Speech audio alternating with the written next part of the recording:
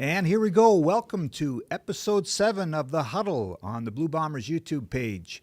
I'm Ed Tait, your host from BlueBombers.com, and we're pleased to be joined this week by the Blue Bombers' new special teams coordinator and GOAT special teams player when he played, Mike. Mike, give me a fist bump. Thanks for joining us. Appreciate you, buddy. I appreciate it, bud. Listen, look, first of all, I know you got a million things going on. Training camp's kind of a busy time of year, so appreciate you squeezing us in here because there's a lot going on in Bomberland right now. Definitely, but anything for you, Ed. Okay, appreciate that. Well, listen, we usually start with a segment we were calling the Icebreakers, just kind of some loosey-goosey fun questions, but pleased to announce that going forward, this segment will be called the Chill Chat, presented by Coors Light. So we have a sponsor. Hold for applause. Got meetings later, so I guess. Yeah, okay. So thanks to Coors Light, and thank you for stepping up to be a sponsor. This is going to be cool. So here we go with some of these questions, Mike. This is riveting stuff, okay? First of all, we've got a season-long poll question going on this. In your mind, is a hot dog a sandwich? No. Okay. Yeah, I'm saying no. I don't even know. Hear the rest of the question. It's not a sandwich. Write it down. We only It's have. not a sandwich. It's running away right now. That's not a sandwich. 5 to 1. Yeah. Last week, Derek Taylor said it was a sandwich. And, He said a hamburger. He's the only one that said it's a Yeah, he sandwich. said a hamburger was a sandwich too, which is like, I don't know, man. That doesn't No, because make I think sense. there's such thing as a hot hamburger sandwich, where it's between two pieces of bread, right? Yeah. And, I don't know if that's Okay. Well, I'm glad you're on board with the rest of us. Derek's a little bit insane on that. So, okay. If you're playing golf, do you play golf? I do, not well. Okay. Yeah, but I do. Yeah. Pick 3 people that you could have your sort of dream foursome with. Ooh, that's a good question. Anybody. Historical figures, Okay. parents, brothers, buddies. Okay. Yeah, I mean, being on the links with the buddies is always a good time. Yeah, I loved Wayne Gretzky growing up. Did all my school projects on Wayne Gretzky, so I think that would be cool. So he'd be one of them for sure. And then probably with like my grandfather who passed away. He was a good golfer and he's a good time, so that would be a cool one to do again at an older age. Yeah. And then probably my dad as well. Yeah. I'd say my dad. Yeah, It'd be a good time. I love Wayne it. Gretzky, dad, and grandpa. There you go. that's And pretty good. everybody be having a good time. Well, that's pretty good. Yeah, Gretzky would fire up a big stogie too, right? Are you the kind of guy that binge watches TV shows? What's the last one you did, if you have? I used to quite a bit. Last year, though, I did binge watch The Sopranos. Yeah, Oh. went back and watched that again, and that was a good binge. That's on my to rewatch list. Yeah, it's a must. And was it better the second time? time? It was, yeah, it was. Really, eh? I did. I really enjoyed Okay. it again. Yeah. Well, I might start watching it again tonight then, based on that recommendation. Beautiful. Okay, so your 3 favorite bands or musical artists. Who's on the most played on your playlist? Tough one. Well, if we're having a few Coors Light with the boys, Nicely done. yeah, we're probably listening What to a Great pro. Big Sea. Yeah. What a pro. Great Big Sea, Yeah, Great Big Sea for sure. I like Tyler Childers right now. Big Tyler Childers fan. And then top all time, man, probably the Red Hot Chili Peppers would be the other one. Yeah. Right on. Yeah. I was going to ask you, what's the most famous musical act to come out of New Brunswick? I mean, out of New Brunswick, I don't even know who's like out of New Brunswick. Maritimes, it's Great Big Sea, Newfoundland. I would say it's probably the biggest. Yeah. Yeah. Okay. Before we get to questions from fans who might have already popped in, I want to ask you this because went back and looked a little bit. You got a cool story about the tattoos. You got a couple sleeves, and you've got a bunch of them, and it's not just I'm going to get the barbed wire on there or whatever. There's meanings. What have you got? Yeah. So I started off with the Archangel Michael on my right arm. My grandmother, my nana on my mom's side, she's very Irish Catholic. So that was part of the meaning, and the meaning behind it was a protector. So me being the oldest with 2 younger sisters and my mom, that was the reason why I got it. So I got 3 doves underneath that for each one of them. Cool. Then after that came, I think, an alarm clock, treasure chest, as well. And that was, I mean, I can't remember all my tattoos. And that was because of words I put there was for heart, faith, and desire. And the heart was the alarm clock, which was when I was growing up, all my buddies and people around school just called me Miller Time. And that was kind of the heart, like through my sports and stuff. It's Miller time. Yeah, like it was one of the coolest experiences of my life was that during graduation in high school, as they called my name up, the whole graduating class cheered Miller Time. Oh, wow. So that was that's pretty neat. Like it was awesome. unexpected and like, yeah, it was pretty cool. And then I got a ship with an anchor and a rose on the backside of my forearm, which was when me and my wife got engaged. So that was our new journey, setting sail Oh, wow. together. I've got a axe and a crown on the back of my shoulder for this one too, which is for the two schools. So my RHS was my high school, Riverview High School. We were the Royals, so that's what the crown's for. And then the Acadia Axeman for university. So I have a crown hanging off an axe. And then I started my other arm when I became a dad. So that was like the next phase of my life, becoming a dad. So I got a lighthouse, East Coast theme, guiding light for my son. So there's a boy in a rowboat who has a lantern on the rowboat as well. So he's going to light his own path, but I'm always going to guide him on his way and try to steer him in the right direction. Yeah. I got my Miller family crest on the inside of my right bicep. It was something I always admired when I'd go visit my grandparents. They lived in Oakville, and we'd go visit them in summers, and I always admired it in my grandfather's office. So I wanted to get that.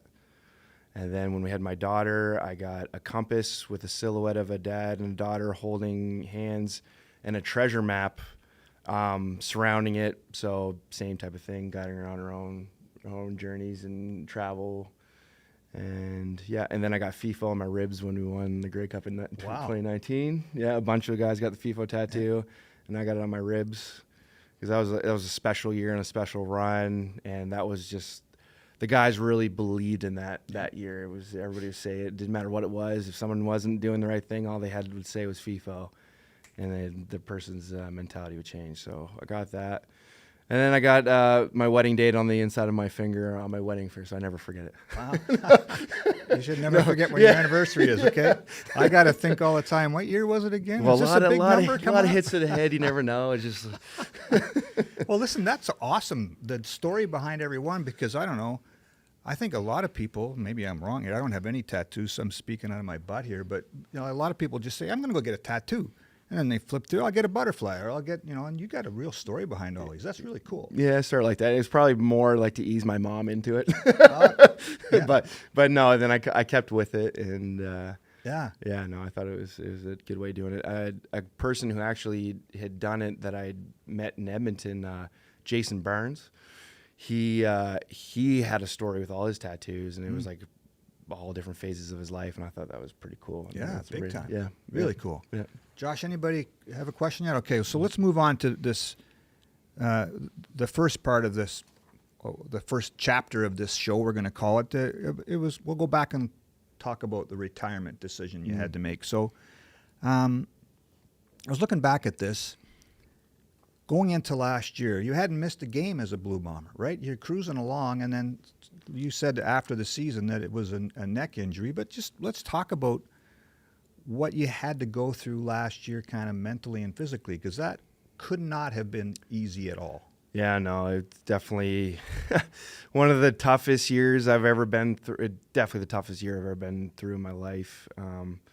Like you said, like I've always been able to find a way to play through injuries and wanted to continue doing that. But because of the nature of the neck injury, when they saw the image, it was out of my control at that point, and that was probably the most frustrating thing.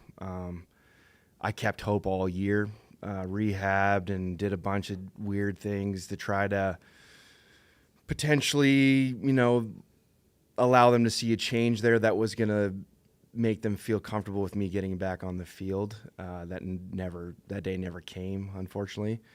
But yeah, it was a dark year for me last year with that. I mean, being around the guys and stuff was definitely helpful, and still, being able to help out in a different capacity, one-on-one, and like, just trying to help guys with, stuff that I saw on the field. But yeah, and it's probably something that I'm still battling even now, being on the sidelines, like, knowing that I physically feel fine and that I could still do this and I feel like I'm fit, but that just the nature of the neck injury it could be life changing and life altering. So it's, I mean, for everybody else, it's the smartest decision. I couldn't see it and wanted to find a way and was willing to do whatever that was, if they were gonna let me do it, I was gonna do it. Yeah. And I wanted to, but Like you said, you explored all kinds of different ways to get on. So to get back on the field, was there a certain point where was it that they showed you the image and that's it, right? Was it that sudden, or is it, well, I got to think about it still? How did that part come? The end decision. yeah, it was. So they had the original image of it, and we went back later because my symptoms were gone, and I was feeling like myself again, and the image didn't show any difference. So when you see that type of neck, you can't risk it in football, and it's just an unfortunate situation. Because obviously I felt like I had more years in me, but it just wasn't. But now I'm doing what I'm doing now, and it's pretty cool that I'm able to stay in this realm, shortly after being done. So yeah. You're like, again, you're cruising along. When you're recuperating and you're trying to help on special teams, like you said, with what are you starting to think in the back of your head, boy, this might be the end? Or are you in that moment thinking, I still want to play, I'm just going to help out here? What I'm trying to say is, are you thinking about a plan B already while this is unfolding? No, I wasn't. I was solely focused on, and I'm stubborn, so I was like, I'm gonna make this change, whatever I got to do to figure out to get this neck right, and I'm gonna be back. But I thought I was gonna be back week 9. Like I didn't think it was gonna be. I was really hoping I was gonna be able to prove everyone wrong, that this was something that could be changed. So yeah, I was doing that because I wanted to be a good teammate, and I wanted to still be a part of the team and do all the things. But I was training my ass off the whole time. I was rehabbing, and I was doing bunch of different things because the focus was for me to get back, and I wanted to be out there and help my teammates on the field. Yeah. Yeah. Were the hardest moments, like the West Final and the Grey Cup, to be the spectator instead of the participant, so to speak? For sure. Yeah. The end of the Grey Cup was definitely tough. Yeah. But yeah. Well, you're getting pretty emotional. I can tell. Yeah. So in a way, you had the hardest decision an athlete has to make made for you, right? Yeah, it was. I mean, which probably was one of the, it was one of those things. I don't know if I ever would have walked away on my own. It would have been, hey, don't come back. Yeah. So, it's one of those things, like, it was out of my control, which it probably would have came to anyways if there was a different injury, or if it was, hey, you're too old. Yeah. You're not moving as well as you used to. Yeah. Yeah. I know that you, like, when the club announced in January that you were the special teams coordinator, it was kind of an interesting day, and you admitted it on the conference call, because basically it was Mike Miller's retiring, and now he's our special teams coordinator. It was a lot at once for you, right? For sure. Yeah. Yeah. Maybe talk us through that. Yeah, I mean, like you said, like, I hadn't thought I retired.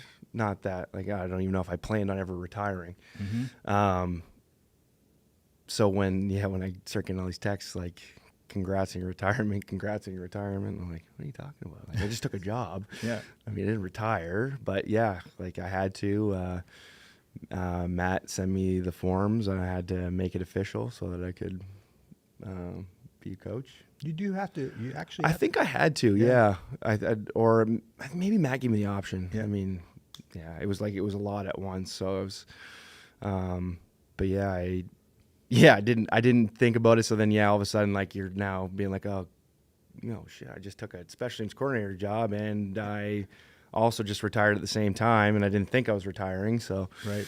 it was, yeah. I mean, we obviously, my wife and I and my kids, we were excited about the opportunity and the job and stuff. But yeah, it was funny. Then I mean, we had a chuckle about it. I'm laughing and crying at the same time. Yeah. Yeah. We'll talk about the transition to coaching. But Josh, do we have any fan questions? Do we want to kind of pump that we've got the jersey to give away too? Yeah, we could take a question from chat here, let you guys talk for a bit, and then just kind of see where things are at, because we got definitely some really good questions coming in. Maybe you guys could toss me the jersey. We do have a jersey to give away. You guys have Mike comes Miller front. jerseys? Do we have Mike Miller jerseys? We should have Mike Miller. We should have Mike Miller jerseys. Here's the jersey that we're giving away this week. Maybe you heard of this guy. A zillion catches in his first 2 years. Yeah, we got a Dalton Schoen jersey to give Yeah. away. Now, in case you So can't I'm read gonna. it, right, Josh? Was that? In case you can't read. That's right. Thank you. Yeah, that's right. So we are going to be doing a Dalton Schoen jersey giveaway in chat for all the wonderful live viewers that we have hanging out. And before I forget, we got a raid from Winnipeg Sports Talk, so they sent their viewers over to us. So thanks for that. And they're all still hanging out. Raid? A raid, yeah, Ed. That's called a raid. That's what the kids are calling it these days. News to me too. Yeah. But yeah, so I'm gonna throw this question out, and then we're gonna do the giveaway. So if you want to win the Dalton Schoen jersey, you just have to put Schoen in chat, and there will be a random winner selected by one of our producers behind the camera here. So yeah, Schoen in chat for a chance to win the jersey. And while that's going on, we're gonna ask Mike a question from chat here, and that question is gonna come from Richard, and he says, what has been the biggest challenge transitioning from player to coach so far? I'm sure a pretty common question, but yeah, we'd love to hear What's your on my thoughts list? on that. Richard, you're stealing my stuff here, but go. I like it.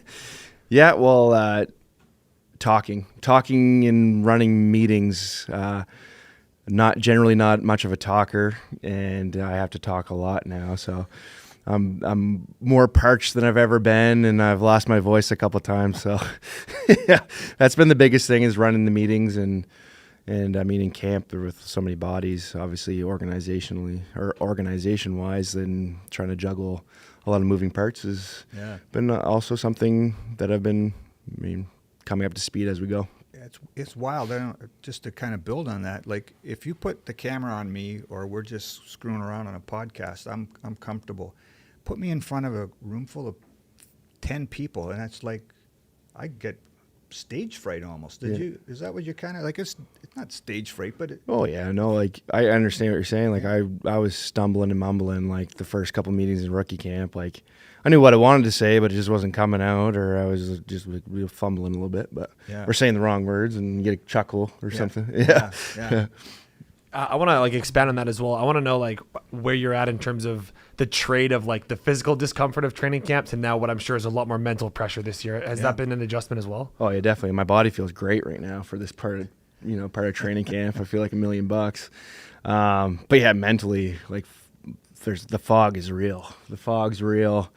It's a lot of hours. The biggest adjustment too is I've never stared at screens as much as I've had since I've become a coach. So I invested in some of those blue light glasses because I was getting outside and stuff. It was hurt in the eyes afterwards. But you remember when Kahari Jones was quarterback here, and when he went to Hamilton, I think was his first coaching job. I remember asking him, "What's the toughest transition?" And he said, "There's this," and I'm not sure what it's like in the building here. There's this weird thing, like this unwritten competition between coaching staffs, and if somebody finds out that so-and-so's working 12 hours a day, well, we got to work 13 hours a day as a staff. And he said that was the biggest thing, is that it seems like there's a lot of meetings, and he said, didn't say it was wasted time, but it's just this pressure that you don't want to have left something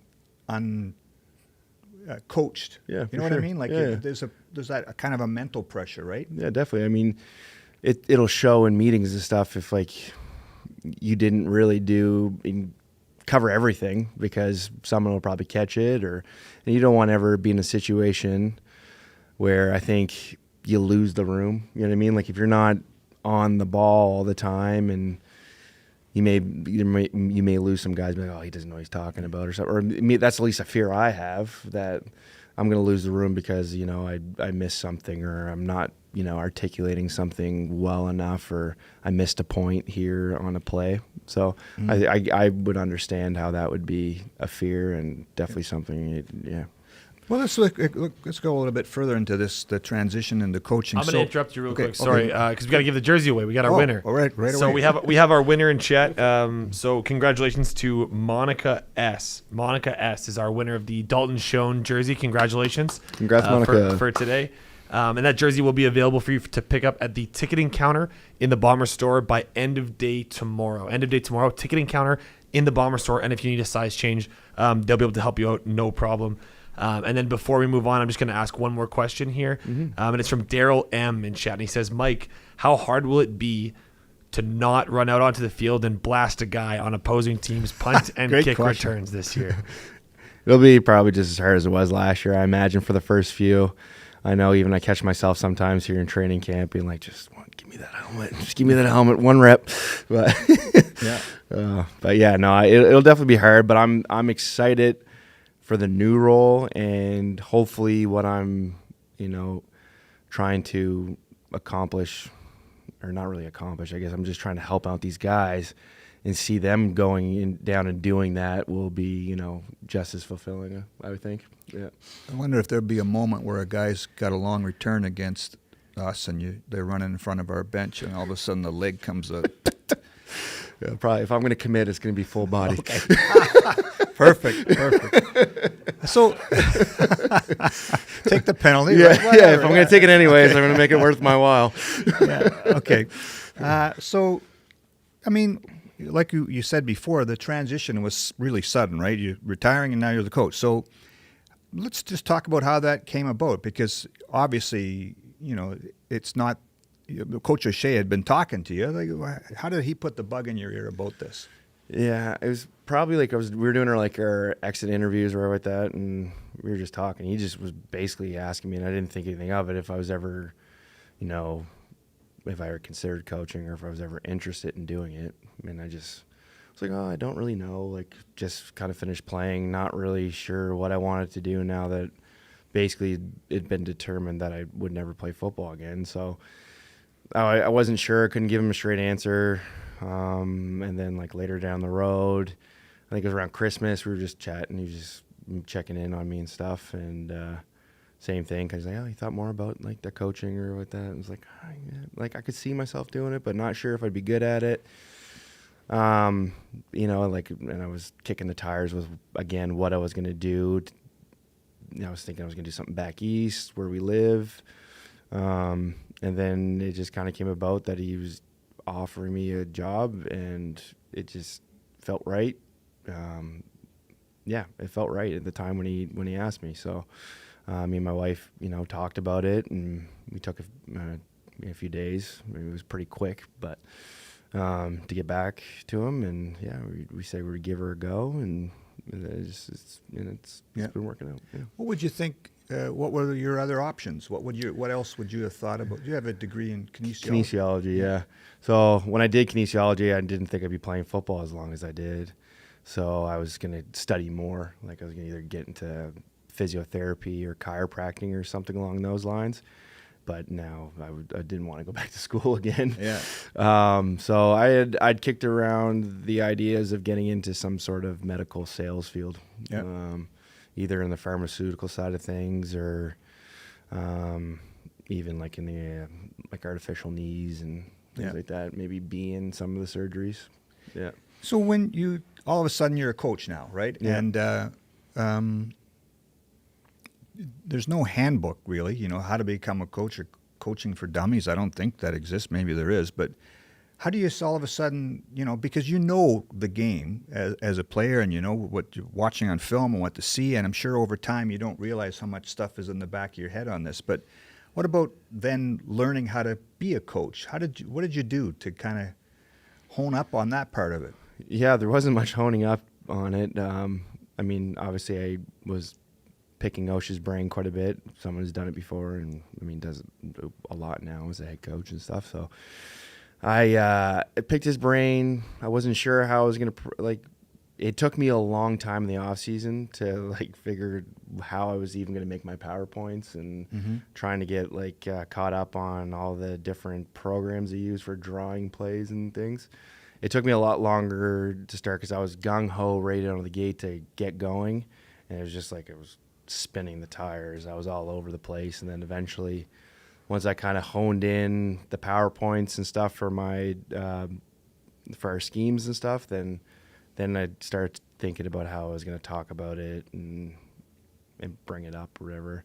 But I'm still learning. I'd say the meetings have gotten easier for me as we've gone along and seeing changing things, I guess, for our schemes and stuff has become easier. The breaking down film in a short period of time after practicing my special teams meetings becoming I'm not as anxious, I guess, but yeah, so I think it's something you learn on the fly. I think Osh is really he's helped me along, but he's also kind of given me enough rope, but not so much that I'm hanging myself in there. So I remember when the announcement came and talking to Mike a little bit afterwards, and he said, in your case, it's okay to learn on the job, right? He wants you to learn on the job, and this is a really good coaching staff just to see how somebody else does it. But I'm probably going to word this wrong, but I remember when I first started coaching basketball, it was 7-year-old kids. None of the other parents popped up. So unless your kids, there might not be a team, so I'll do it, right? Mm-hmm. And I remember being this isn't easy, and I'm coaching 7-year-olds, and I don't want them to think I'm a fraud. The 7-year-olds. So how do you do it to men who know the game? Yeah. And you don't want to come across right away like the imposter syndrome or whatever, right? Yeah. How did you handle that part of it? Well, I had some practice because I was coaching some U9 hockey in the off season, so I had practice on them first. Okay. I was an assistant coach, so and that's like you said, it's a tough age to wrangle them in, and maybe more frustrating because you're telling them stuff and they're just and then they don't do it. but no, yeah. So I did do that in the off season, coach a couple of my son's U9 hockey teams. But yeah, here it's different because a lot of these guys were my teammates the last few years. Some of them I am coaching more than others. Mm-hmm. And I think the approach I take is that it's more of an open discussion. I have the way I see things, and it's how I saw it as a player. And so it was stuff that I was already talking about with these guys as we were just, watching film together or whatever. So I kind of take that same approach for the most part. Yeah, I'm still figuring it out as I go. I think it's even changed within this period of training camp. I've found maybe things that have worked better, or I'm seeing things different, or using different word and terminology, because a lot of stuff that made sense to me doesn't necessarily translate to them. So I'm trying to adapt to make sure that it's simple and makes sense for everyone, I guess. That answers your question. Yeah. And I guess when you first start coaching, you don't want to be guilty of the information overload to somebody, right? We're going to do, and then wait a minute, we'll get one thing done today. Is that how you kind of figured it out too? Is that you can't overwhelm people? Yeah, I think so. But then I know I catch myself. I'm like, well, if you just did this, and I'm like, I know I'm rewinding the play a bunch of times in the meeting, and it's probably making a few guys dizzy. But yeah, I think that, going into it, that's what you're trying to do. You're trying to keep it simple and make sure that they can play fast and they're not overthinking it. If you give them too much at once, then maybe you're not going to see the best side of that player potentially. Right. Yeah. So you got all winter to kind of prepare for this, right? And then when you have to make your first presentation at camp or rookie camp, was that I mean, that would have been a little bit of nerves involved there, or what was that like? Oh yeah, big time. I was stumbling, and in the meeting room, there's the computer where like the PowerPoint comes off of, and there's the big screen, and I was trying to get my points across, but I was reading them, but I was looking up here and here, and I was losing my spot. I had no process for it whatsoever. So it was probably, for me, it felt rough. Osh said it wasn't.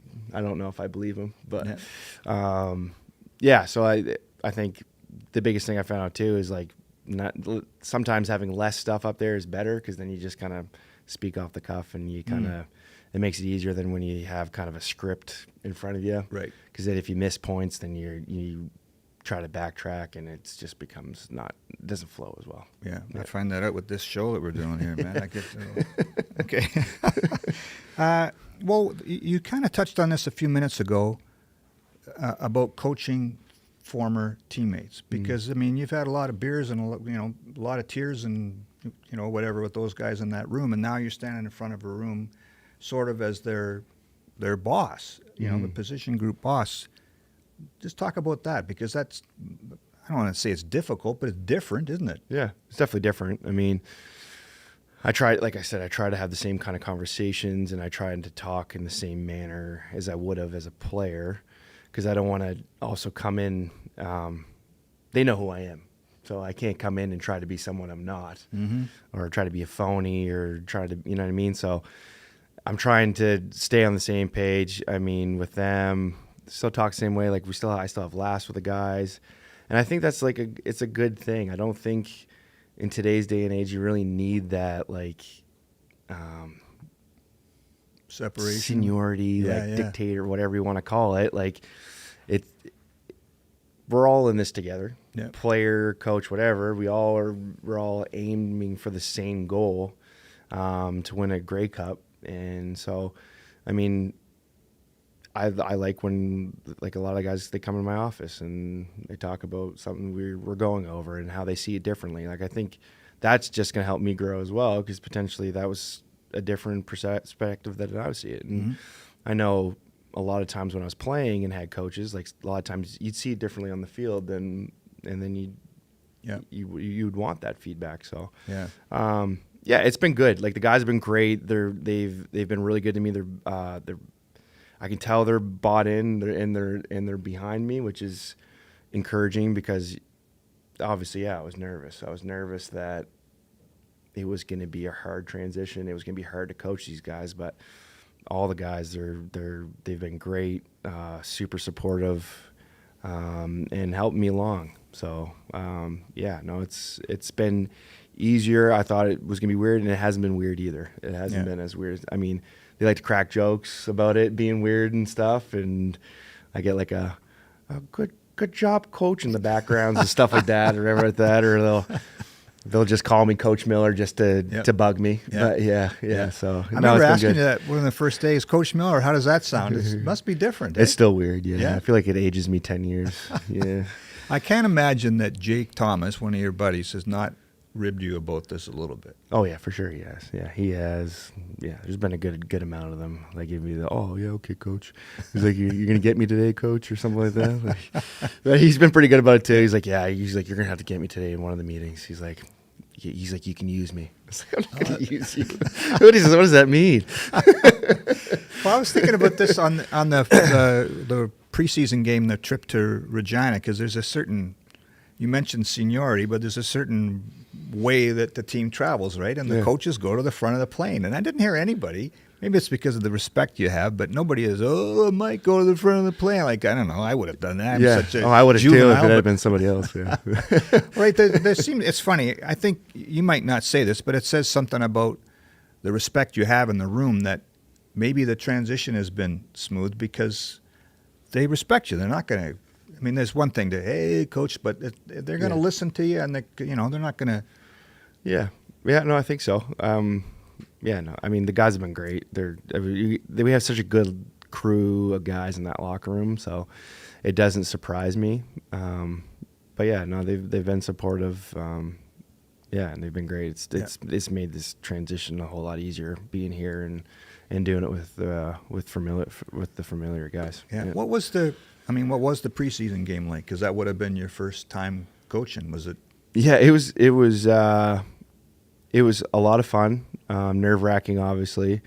There's some learning lessons, but one of the things I went into, because like training camp and the preseason is it's so chaotic because of how many people are out there.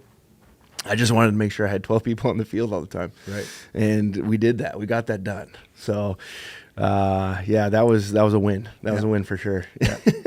Hey, so this is a funny question, but do you what would happen if you get into a week into camp and think, man, the hours suck, and there's a lot of pressure. I don't like this. Yeah. I mean, have you liked it so far? Yeah, I have. I mean, training camp, coach, player, it's not really different for the grind aspect of it. It's one of those things that's going to test your love for the game. So, like, obviously, there's probably periods in your mind when I was a player and now as a coach, you're like, holy. Like, do I really want to be, Yeah. Like, this is a lot. But no, I'm thoroughly enjoying it. I think I'm growing to enjoy it more and more every day too. Yeah. What would you call a success for yourself? Like when you're coaching men, like what do you see out there that you like, hey, what I'm teaching is getting through or it's working? Like even in a couple of weeks here, what's been you call a success for you? Yeah, I think it's going to be seeing the guys be successful. So whatever, if it's us covering kicks really well and keeping that yardage down, or if it's the punt team, or I think just watching them be successful and them have fun with it. Like, I really want them to see the joy out of them being like doing all the things and being successful and having fun together. I think that's what I'm most excited about, because it is hard when you're not doing well to find the joy. And I just want these guys flying around and have as much fun as they can have, hitting people and enjoying that. So I think that's what I'm most thrilled about it. You'll probably see me jumping up and down and on the sidelines when we get that first big hit or something like that, and seeing everybody else get excited about it. Yeah. Yeah. It's way more intricate than people know, and you were one of those guys that always said, when you were playing, I got my job, I'll run down the field and try to knock the snot out of somebody, right? But it's way more complicated than that. So I wondered about this because you mentioned Gretzky off the top. I remember way back to Boom Boom Geoffrion, a famous Montreal Canadian. He went into coaching and he was not successful. Gretzky is sort of a hit and miss as a coach. And what they say is sometimes the greats, everything came so naturally to them, they couldn't teach because they didn't have to think about it. They just did it naturally. What about the teaching part of it now? Because everything, you run down the field, you did your thing, you knew what to do, how people were trying to maneuver you and all that stuff. What about getting the message across?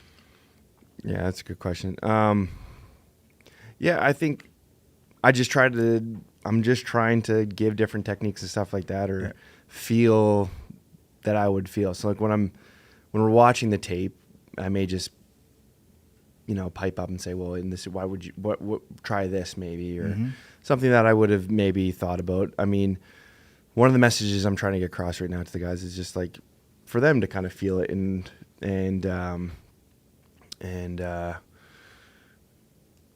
not necessarily be robotic out there. Yeah, you have to have a plan. It's not just like kamikaze, right? But special teams is such a scenario where like it's a fight essentially. If you've ever been in a fight before, there's not necessarily any rules. You got to kind of figure it out while you're in it. Because it's always changing. There's no game plan all the time. You can go in with a game plan, but the minute you get punched in the mouth, it's out the window, and now you got to come up with something different.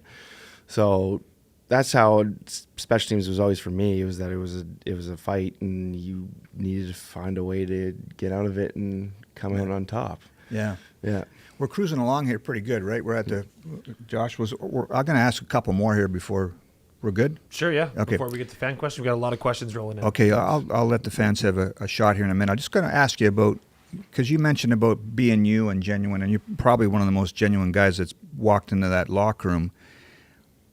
When something goes wrong and it's halftime, I don't ever see you as the kind of guy that's going to go in and flip over the table full of Gatorade. How do you kind of put your foot down and still be Mike Miller, like you said, not lose who you are? Because sometimes it seems like I got to go in there and put my foot down. But how do you balance that? Yeah, I think it's like, and for me, because I can't time it, but like when the emotions come for a certain situation, and it's more like in a place of like, are you letting your teammates down? That's when my like emotions really show, and then maybe some anger will come out with the emotion. So I feel like if I'm not, it can never be something that's so rehearsed. Yes. I mean, me as a player too, I always had the toughest time with these rehearsed speeches, rah speeches, because it just didn't come from a place where you believed it.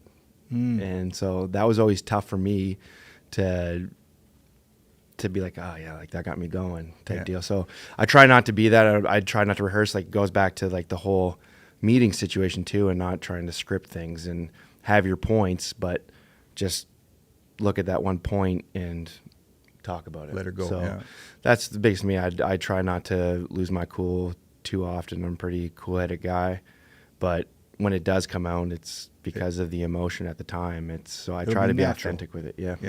All right. We'll go to some questions. Josh, what do you got? Sure, yeah, we got lots of people hanging out, lots of questions in chat. Love it. And the first one comes from David, and he says, Mike, what's your favorite place in Manitoba that New Brunswick doesn't offer? Oh, That's a good one. that is a good one. That's a tough one. Oh, New Brunswick's got I don't know.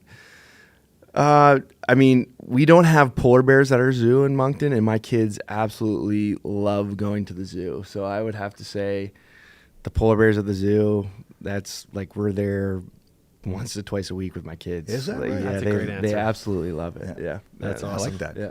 Next, JKN wants to know, any rookies in camp popping off the page on special teams? Who have you been looking at over the last little bit? Rookies for special teams. There's a few. I don't want to name any names because I want to keep it confidential. But there's some rookies that have definitely shown up, and I'm definitely excited to see how it goes in this preseason game. Yeah, the return game is going to be interesting, right? Because Definitely. I mean, the people know now Janarian Grant signed with Toronto, and that's a spot that people want to find out who's his replacement. Definitely, we're hoping we can get some more returns this game. Yeah. To see that. Yeah. See Okay. what they got. Yeah. Al wants to know, does special teams coach mostly involve kicking, punting, and long snapping, or do you play a role in the kick return game as well? Yep, play a role in the kick return game, the cover teams, all the scenarios that go along with it. Yeah. David says, my mom's family is from Cape Breton Island, Nova Scotia. The East Coast is God's country. Any thoughts on returning after you're done with football? Oh yeah, I mean that's where we spend our off seasons. We go back to Riverview. Cape Breton is a Beautiful. absolute beautiful area. My wife's family has some property up there. We spent a week up there one time during actually the pandemic, and it's beautiful there. Yeah. It's like almost like being in a whole other country. Yeah. Yeah. Awesome. Yeah. Richard wants to know what your favorite off-season hobby is. I play hockey. I play beer league hockey with a bunch of guys that I grew up playing high school hockey with, so it's a good time. Yeah. And then I've also heard there's rumors of quite the curling tournaments out there on the East Coast. There is. Jake puts on his curling tournament every year for charity, and it's a time. It's a time. Yeah, I wanted to, you played hockey, but also remember you telling me that you lived in Australia for a year when your mom was teaching there. I did. And Yeah, you played Aussie rules football too. I did. Yeah, And what was your favorite team? The Aussie rules. I liked Adelaide Crows. Yeah, Adelaide Crows. Yeah, that's a tough sport there. yeah. Oh, a lot of fun though. It's probably up there with one of the funnest sports I've ever played. Just always moving, free flowing, and exciting. Yeah, I had a lot of fun playing in my time in Australia. That's cool. Yeah. I have this one's not a question, more of a comment, but Leslie says, Mike Miller is on the O'Shea coaching path now, not really looking to retire, and all of a sudden you find yourself coaching special teams. Yeah, that's an interesting analogy, right? That's a good comment. And that looks like pretty much everything that's kind of rolled in here. I'm going to let stuff roll as we kind of wrap up here, but that's pretty much everything that we have from everybody hanging out here. Yeah, look, I'll just wrap up here too. I really appreciate this, Mike, because again, I know you're busy, and we had to pull you out of a meeting. We had to delay the show, so appreciate fans who stayed with us to the 3:30 start instead of 3. Yeah, because we were scrambling when we don't know what the schedule is, and it's always changing in training camp. It's difficult to put this together. So I appreciate this greatly. I can tell you're fired up about this, and I can tell it's going to be fun. So I hope it's everything you want it to be, man. I appreciate it, man. Yeah, Thanks for having me, buddy. Appreciate it. Cheers. Again, thanks everybody for joining us. Don't forget, we're going to try to be on again next Tuesday at 3:00 on our YouTube channel. Like and subscribe. Is that what else I'm supposed to say? Hit the bell. Hit the bell. Don't forget to hit the bell, whatever that means. Subscribe and hit the bell, and like and subscribe and all that kind of stuff. Thanks for joining us. We'll see you next Tuesday at 3 p.m. And then thanks, of course, to Coors Light for sponsoring That's our right. first ever Chill Chat. And going forward, it'll be the Coors Light Chill Chat to kick off the show every single week here. That's really nice. That's really nice. Okay, thanks everybody for watching.